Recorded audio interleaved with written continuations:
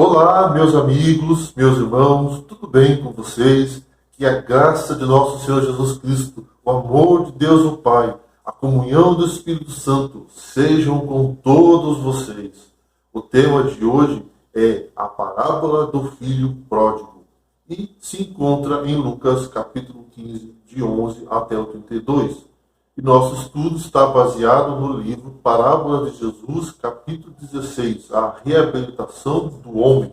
Mas, antes de continuar, gostaria de pedir a sua ajuda. Dê um like, se inscreva no canal, ative as notificações. Bom, vamos orar? Bendito és tu, Senhor nosso Deus, Rei do Universo. Estamos aqui para estudar a sua palavra. Gostaria de pedir a unção do teu Espírito Santo. Abra a nossa mente para entender a sua palavra. Em nome de Jesus é o que pedimos. Amém. Na cultura judaica da época de Jesus, a família era baseada no formato patriarcal. O pai possuía uma imagem muito forte na sociedade. O pai judeu era a figura do pai dono da fazenda, do pai patrão, aquele pai que é senhor da família. Todas as decisões giravam em torno dele.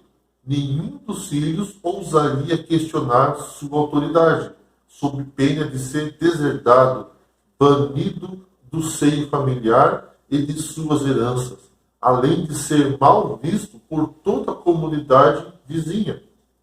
Jesus, em seus ensinamentos, apresentava Deus como o Pai Celestial. Isso ia de encontro à imagem do Pai severo da cultura judaica, pois Jesus tratava com amor todos os pecadores. E chegavam-se a ele todos os publicanos, pecadores, para ouvir. E os fariseus e os escribas murmuravam, dizendo: esse recebe pecadores e come com eles. Lucas 15, 1 e 2. A parábola da ovelha e a dracma perdida e do filho pródigo apresentam em traços claros o misericordioso amor de Deus para com os que dele se desviam, embora se tenham dele apartado. Deus não os abandona na miséria. Está cheio de amor e terna compaixão para com todos os que estão expostos à tentação do astucioso inimigo. Na parábola do filho pródigo, é-nos apresentado o procedimento do Senhor com aqueles que uma vez conheceram o amor paterno, mas se consentiram ao tentador levar os cativos à sua vontade. Vamos ler Lucas 15, de 11 a 13? Continuou: certo homem tinha 2 filhos. O mais moço deles disse ao pai: Pai, dai-me a parte dos bens que me cabe. E ele lhe repartiu os haveres. Passados não muitos dias, o filho mais moço, ajuntando tudo o que era seu, partiu para uma terra distante e lá dissipou todos os seus bens, vivendo dissolutamente. O filho mais novo cansara-se das restrições da casa paterna. Pensou que sua liberdade era reprimida, o amor e cuidado do pai foram mal interpretados e determinou seguir os ditames de sua própria inclinação. Os jovens não reconhecem qualquer obrigação para com o pai e não exprime gratidão, contudo reclama o privilégio de filho para participar dos bens de seu pai. Deseja receber logo a herança que lhe caberia pela morte do pai. Pensa só na alegria presente, não se preocupa com a futura. Depois de receber seu patrimônio, sai da casa paterna para uma terra longínqua, com dinheiro em profusão, e podendo fazer o que bem entende, lisonjeia-se de ter alcançado o desejo de seu coração. Ninguém há agora que lhe diga: não faças isso porque há de prejudicar-te, ou faça aquilo porque é bom. Maus companheiros ajudam-no a abismar-se mais e mais no pecado, e dissipou a sua fazenda, vivendo dissolutamente. A Bíblia fala de homens que, dizendo-se sábios, tornaram-se loucos. Romanos 1, 22. E esta é a história do jovem da parábola, a fazenda, que de forma egoísta pedira de seu pai, dissipou-se como meretrizes, os tesouros de sua vaidade foram esbanjados, os preciosos anos de vida, a força do intelecto, as brilhantes visões da juventude, as aspirações espirituais, tudo foi consumido no fogo do prazer. Houve uma grande fome na terra. Ele começou a padecer necessidade. Foi-se a um cidadão do país que o mandou ao campo para apacentar porcos. Para um judeu, esta ocupação era a mais vil e degradante. O jovem que se gloriava de sua liberdade vê-se agora escravo. Vamos ler Provérbios 5:22? Quanto ao perverso, as suas iniquidades o prenderão, e com as cordas de seu pecado será detido. O brilho falso que o atraía desapareceu, e sente o peso dos seus brilhões naquela terra desolada e atingida pela fome, sentado no chão, sem outros companheiros senão os porcos. É constrangido a encher o estômago com as bolotas com que eram alimentados os animais. De todos os alegres companheiros que o rodeavam nos seus dias prósperos e que comiam e bebiam em sua custa, nenhum único ficou para animá-lo. Aqui se reduziu a sua orgia com a alegria, sufocando a consciência e aturdindo os sentimentos, achava-se feliz, porém agora, sem dinheiro, com fome, não saciada, com o orgulho humilhado, a natureza moral atrofiada, a vontade enfraquecida e indigna de confiança. Seus sentimentos mais nobres, aparentemente mortos, é o mais miserável dos mortais. Que quadro nos é apresentado da condição do pecador? Embora envolto pelas bênçãos do amor de Deus, nada há que o pecador inclinado à satisfação própria e aos prazeres pecaminosos mais deseje do que a separação de Deus.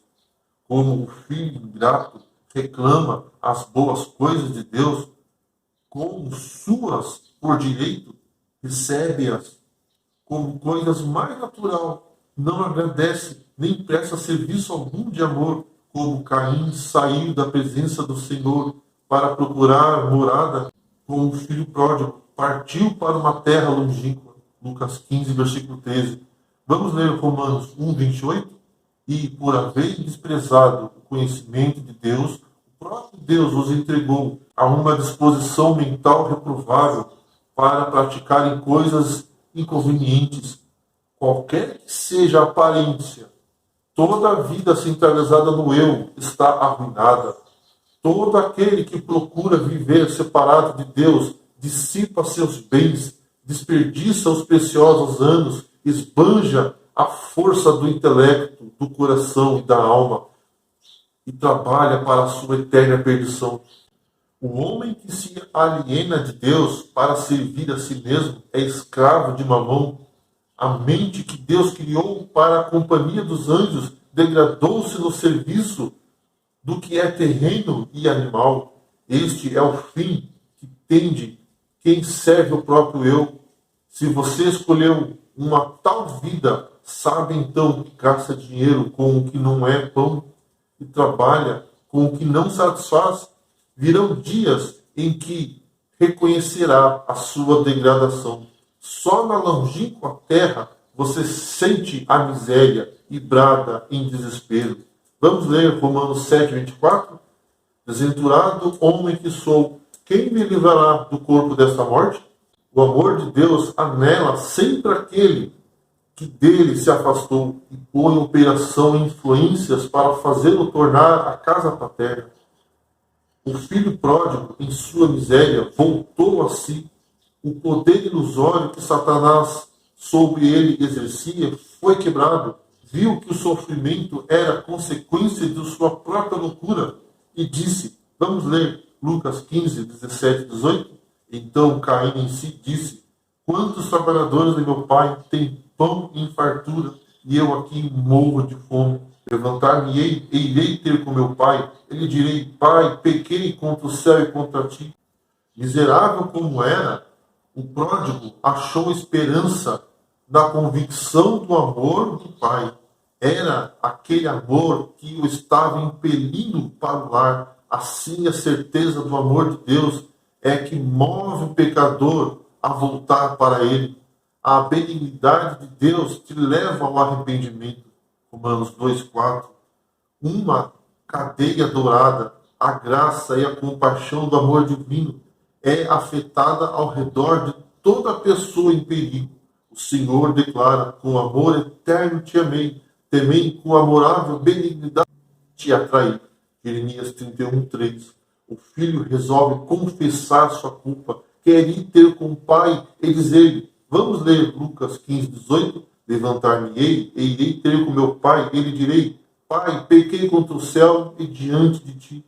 Já não sou digno de ser chamado seu filho. Trata-me como um dos seus trabalhadores.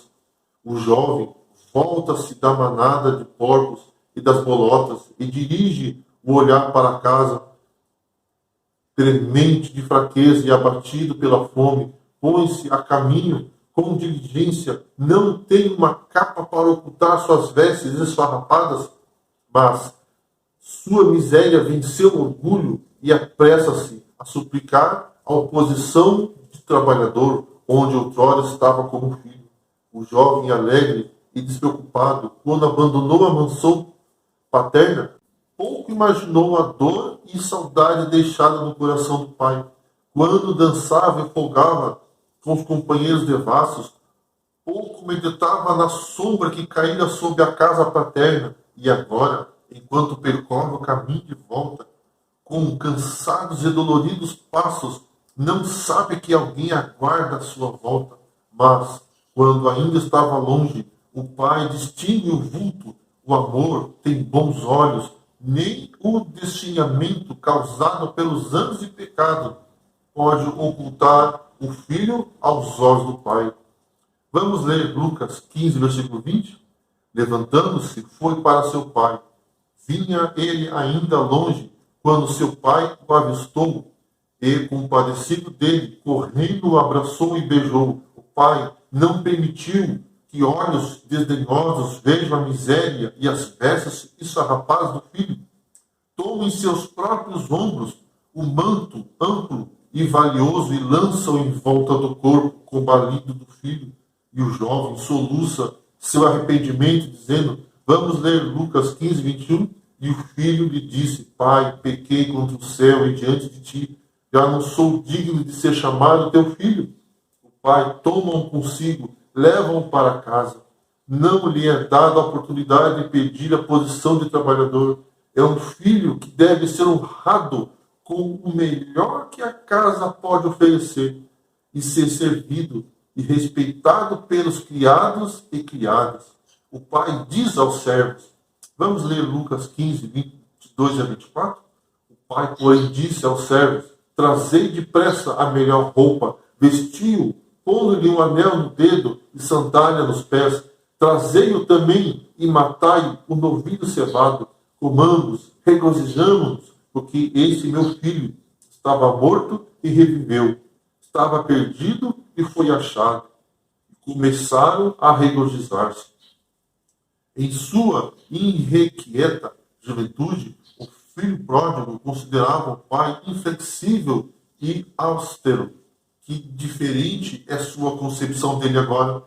Assim também, os engodados por Satanás consideram Deus áspero e severo, vendo, esperando para os denunciar e condenar, como se não tivesse vontade de receber o pecador enquanto houver uma desculpa legítima para o não auxiliar.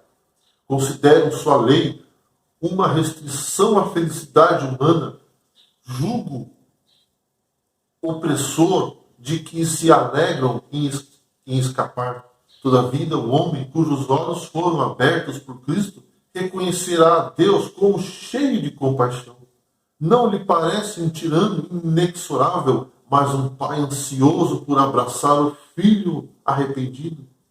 O pecador, como o salmista, exclamará: Como um pai se compadece de seus filhos, assim o Senhor se compadece daquele que o teme. Salmo 103, verso 13.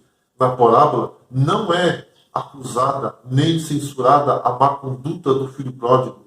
O filho sente que o passado está perdoado, esquecido e apagado para sempre. Vamos ler Isaías 55, 7. Deixe o perverso o seu caminho, o iníquo os seus pensamentos. Converta-se ao Senhor, que se compadecerá dele, e volte para o nosso Deus, porque é rico em perdoar. Que segurança na voluntariedade de Deus em receber o pecador arrependido. Meu amigo, você escolheu o teu próprio caminho, vagaste longe de Deus, aspiraste desfrutar os frutos da transgressão só para vê-los desfazerem-se em cinzas nos lábios? E agora que os teus bens estão dissipados, teus planos malogrados e mortos a tua esperança, está solitário e desolado? Volta ao lar do Pai. Ele te convida dizendo, vamos ler Isaías 44, 22, desfaço as tuas transgressões como a névoa e os seus pecados como a nuvem. Torna-te para mim, porque eu te remi. Não dê ouvidos à sugestão do inimigo de permanecer afastado de Cristo, até que se faça melhor, até que você seja bastante bom para ir a Deus. Se esperar até lá, você nunca irá a Ele. Se Satanás te aponta as vestes imundas, repete a promessa de Jesus, o que vem a mim, de maneira nenhuma lançarei fora. João 6,37. Dize ao inimigo que o sangue de Cristo purifica de todo o pecado. Faze tua oração de Davi. Vamos ler Salmo 51,7. Purifica-me com isopo e ficarei limpo. Lava-me e ficarei mais alvo que a neve. Levanta-te e vá ter com teu pai. Ele irá ao teu encontro quando ainda estiver longe. Se aproximar-se a um passo que seja em arrependimento, ele te apressará para cingi-lo com os braços de infinito amor. Seu ouvido está aberto ao clamor da alma contrita. O primeiro anseio do coração por Deus lhe é conhecido. Assim Deus o vestirá de veste da salvação e o cobrirá com o manto da justiça. Isaías 61:10. Até aqui a palavra do Salvador. Não há nota discordante para destoar a harmonia da cena de júbilo. Agora, porém, Cristo introduz um novo elemento. Vamos ler Lucas 15, 25-28. Ora, o filho mais velho estivera no campo, e quando voltava, ao aproximar-se de casa, ouviu a música e as danças. Chamou um dos criados e perguntou-lhe, que era aquilo? E ele informou, veio teu irmão, e teu pai mandou matar o novilho cevado, porque o recuperou com saúde. Ele se indignou e não queria entrar. Saindo, porém, o pai procurava conciliá-lo.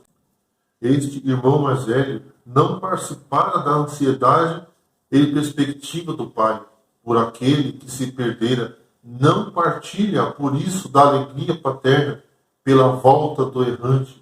Os cânticos de alegria não lhe inflamam contentamento ao coração. Pergunta a um servo pelo motivo da festa e a resposta aviva-lhe o ciúme. Não quer entrar para dar as boas-vindas ao irmão perdido. O favor mostrado ao pródigo considera-o um insulto a si próprio. Quando o pai sai para argumentar com ele, o orgulho e maldade de sua natureza são revelados, põe sua vida na casa paterna como um ciclo de serviço não reconhecido. Então contrasta de modo ingrato o favor mostrado ao filho que acabara de voltar, demonstra que seu serviço era antes o de servo e não de filho, ao passo que devia ter constante alegria na presença do pai. Seus pensamentos estavam dirigidos ao lucro e serem acumulados por sua vida circunspecta.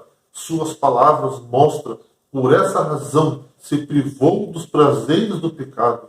Agora esse irmão deve partilhar das dádivas do pai.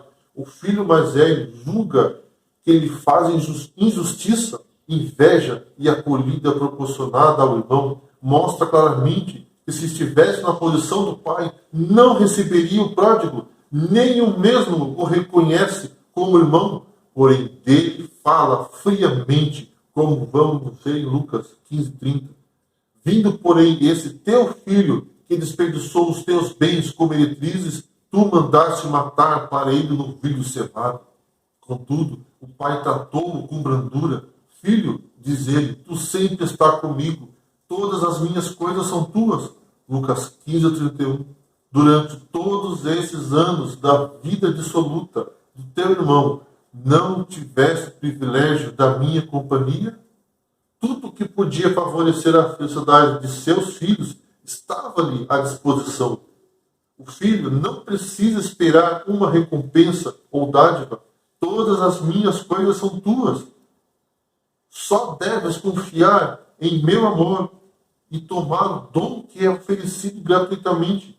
Um filho rompera algum tempo com a família por não discernir o amor do pai, mas agora voltara, e a onda de alegria varre todo o pensamento perturbante.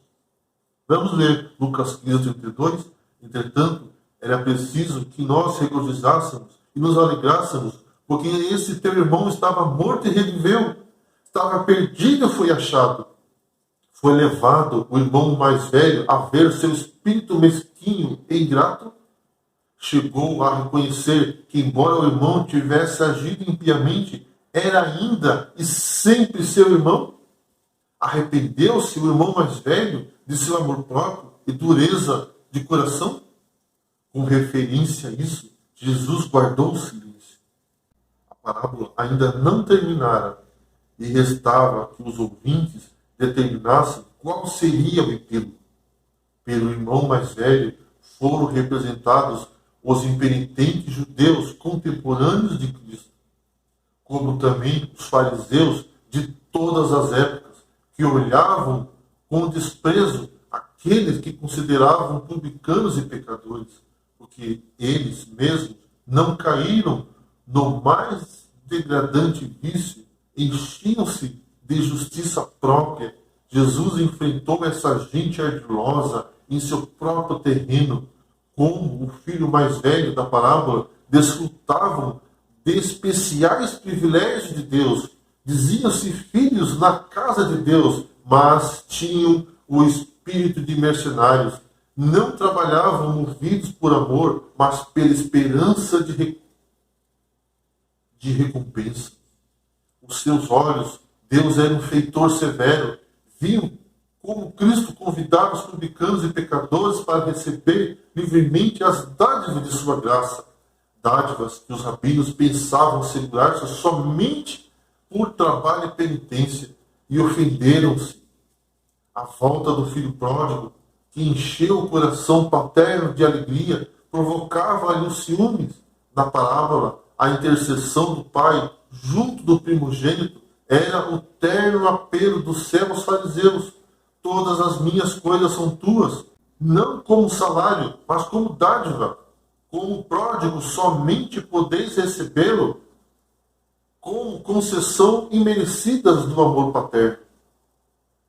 A justiça própria conduz os homens não somente a representar a Deus falsamente, como os torna impiedosos e críticos para com seus irmãos. O filho mais velho, em seu egoísmo e inveja, estava pronto a observar o irmão, criticar todas as suas ações e culpá-lo da menor falta. Acusaria todo engano e exagerada, quanto possível todo aterrado. Desse modo, pretendia justificar seu espírito irreconciliável. Muitos fazem hoje o mesmo, enquanto a pessoa enfrenta a primeira luta contra um turbilhão de tentações. Estão ao lado de zombeteiros obstinados, reclamando e acusando. Podem professar ser filhos de Deus, mas manifestam o espírito de Satanás. Por seu procedimento para com os irmãos, esses acusadores se colocam onde Deus não pode fazer brilhar a luz de seu semblante.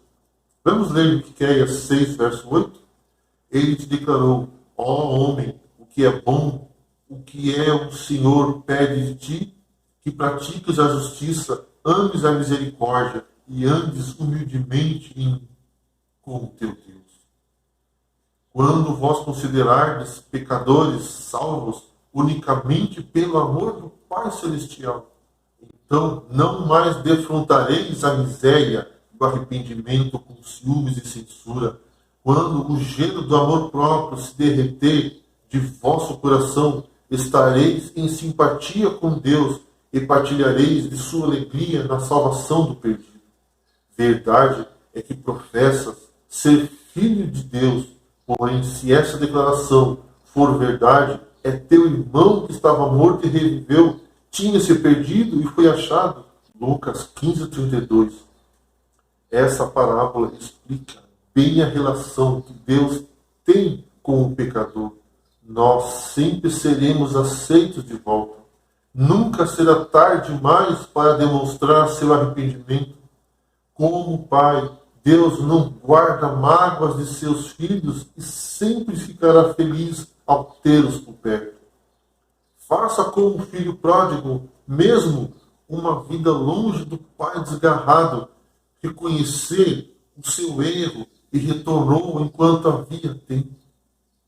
O tempo de retorno para a casa do Pai é hoje, pois ontem não volta mais. Hoje é o que temos e o amanhã não saberemos se viveremos, pois o amanhã pertence a Deus. Vamos orar. Benditas tu, Senhor nosso Deus, Rei do Universo. Perdoe nossos pecados, envie seu Espírito Santo, pois queremos abandonar essa vida de pecado para seguir somente a Ti, Senhor. Em nome de Jesus é o que pedimos. Amém. Que Deus abençoe a cada um de vocês.